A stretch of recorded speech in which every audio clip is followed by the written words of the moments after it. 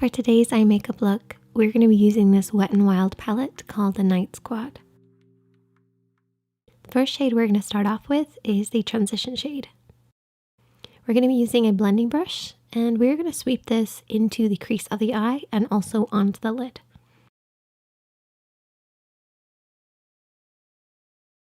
So use your blending brush to sweep this over and back in the crease and then onto the lid as well. I want to share with you guys a different way to blend, so turn your brush on its side and sweep this over and back. And we're blending this up towards the brow bone, making sure it gets softer and fades into nothing as it reaches the brows.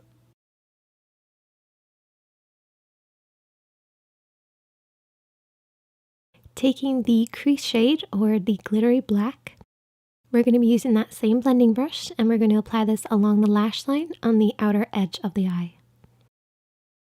And I'm using a blending brush instead of a flat brush just to create a softer effect. Then holding a piece of card or taping up the edge of your eye to create an angle, we're basically going to paint over the top of this to create a wing using that black eyeshadow. And my camera failed to record some of it, but I think you guys got the gist. And then I'm taking the brow bone shade and using this to sharpen up the edge. So taking a flat brush, you want to basically go alongside the edge of this wing. And then you can go ahead and reapply the black if you feel that you need to.